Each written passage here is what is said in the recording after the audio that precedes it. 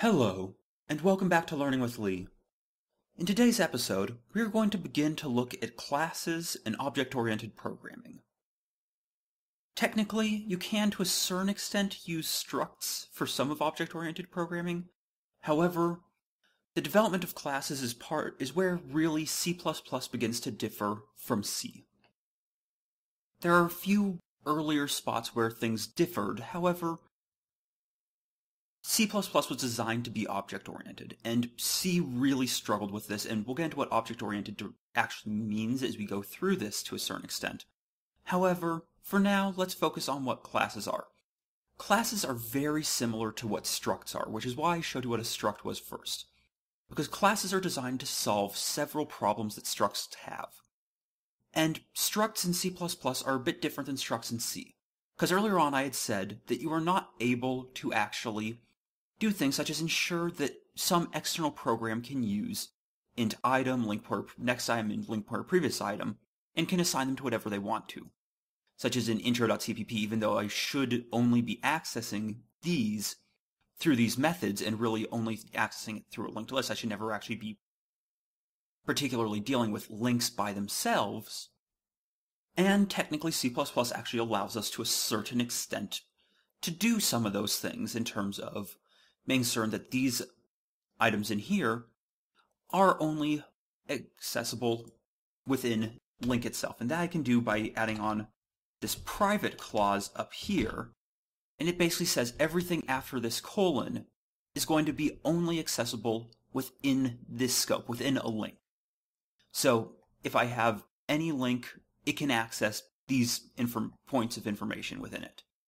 However, that's something that didn't exist in C originally, so I left that out because of the fact that really once we start getting into things that should be public and private, we should be dealing into things that are object-oriented and based around classes. The other thing is that you see how ugly things such as this function pointer here is. And the fact of the matter is that while function pointers still will have a use for us in the future, it's a matter of what we're really looking at for this is that function pointers are going to be replaced by member methods. And you might have heard me say a few times methods and then correct myself to functions, or sometimes just leave it alone. And that's because a method is very similar to a function. The difference is that if I change this to a class, and class is the main keyword we're going to be looking at here. So at this point here, we don't really even need those there, because this is going to be very different, and unfortunately. And one of the things you'll also notice is that I don't have to put class link in front of each of these. I can just put link. And I can specify that I want a pointer to a link, well, pointer to a class, similar to how I would do with structs and the like. And as such, this happens to be perfectly fine. So what I can then do, though, actually is, let's actually undo that so that we can just reuse these type defs, and all we really have to do now is make those two changes in order to keep our exact same thing working as it was before. And classes are defined basically the exact same way you would define a struct.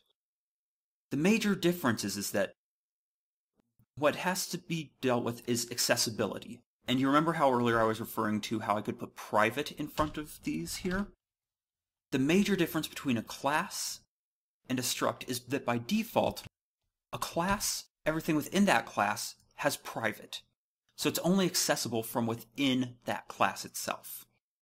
And there's a couple of others, and we'll get into what those are in the future. So the first thing that we would need to do if we want to actually have these accessible is make these public. And you do the same thing by doing that. However, we are actually going to want to, for the long term, keep these private so as that these are items that can only really be used by links. And what we're going to do then is we're going to modify the way in which these functions are so that they're no longer functions, but now they are public methods within there that allow us to access particular links. So let's start off by converting these functions. So let's just cut these out here, paste them up into the public section of our link class. Don't really need that down there.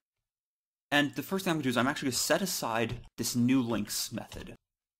And technically it happened to previously be a function, but right now it's a matter of this happens to be something special and we're going to be changing it up a bit. And I'd like to basically leave that one alone for now so that we can deal with that in a little bit. But for now, let's deal with these three. The first thing that we can do is that whenever you have a member a member method, the way in which it differs from a function, aside from a few things in terms of how it's compiled into memory, happens to be that it has a reference to the class, to the specific instance of the class it's a part of. And the way in which we can think of an instance of a class is that basically this is pointing towards one instance of a class.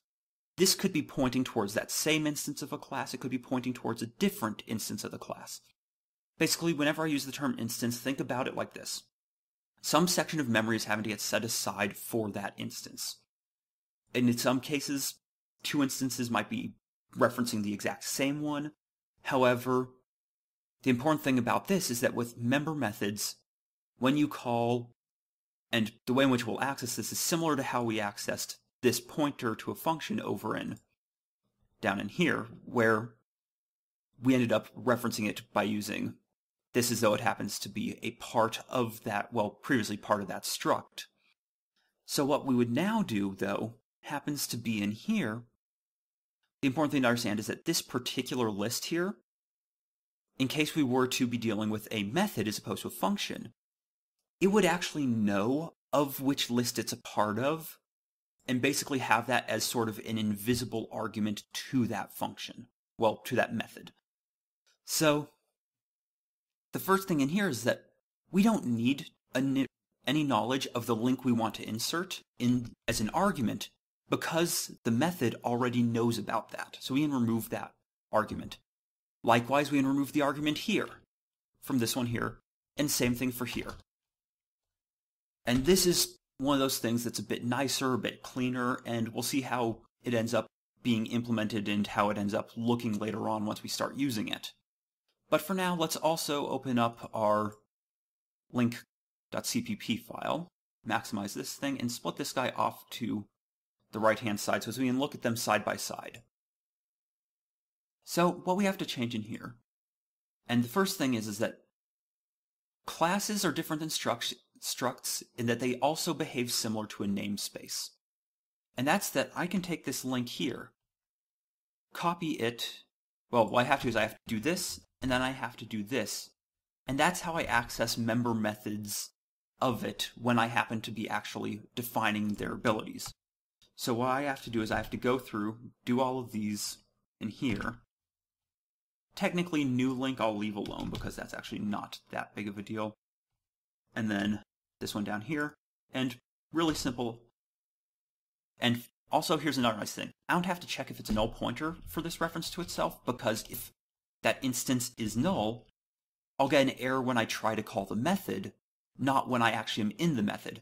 So what I can use this keyword, and it tells me what I'm looking to do. And all that I do is basically what it does, it gives you a pointer to the current instance of a class. So it's basically giving me a link pointer, but the link pointer is referring to itself. So in case I ended up calling a and then hyphen greater than reset, what it would do is it would end up having, basically, this would give me that same pointer that a happens to be, and that would allow me to do that throughout there. So that's a nice thing. And then over here, same thing here, don't need that. Don't need really, technically I still want to use this one here. However, what I can do is I can do this and just immediately access my next item. Then, I also have to get rid of this guy here. As well as then, the other nice thing is that if I and here's another thing, I don't even have to use this. When I'm using a member method, doing this hyphen over, while it's cleaner and clearer in order to specify that you want to affect the member of the class that you're a part of, technically, and really what I should be doing here is rather than doing this because this is now ambiguous, I should just call this probably next. And then everywhere down in here, and you can see how it's highlighted blue. That's to signify that it happens to be some member. Oh, whoops. This one here should be next item, and this one should be next, and this one should be next, and so should this. However, this is saying that it wants this next item over here, because the major thing is that this is a part of the class link. So even though these are private, it has the ability to access them, because only things that are members of link have the ability to access private variables or private methods. So that happens to be one of these nice things that helps to clean up. You don't have as many of these little hyphens over, so all I have to do here now is I just have to go, as long as the previous item isn't that, and in this case here I might as well do next is not a null pointer. And then beyond that, I can also do a check to say that next item does not equal this. Then that'll work out fine. So what I can do is I can do this one here, and I can just do previous item, and don't even need this one here for next item. And really, if I want to, I could even do this one up out here. However, there's no reason to basically do this operation of storing this in memory if we're not going to do the rest of these two steps. So that just is a bit of a minor simplification. We then do reset, does this, and that's really all that we need to do to change that. So as you can see, it's not that big of a deal to change a lot of these from over in functions to being methods. So then over here, we remove this link because we already know about it. Then over here, we have this, and we just go, we need to insert one there, and then use this, get rid of that, and once again, use this.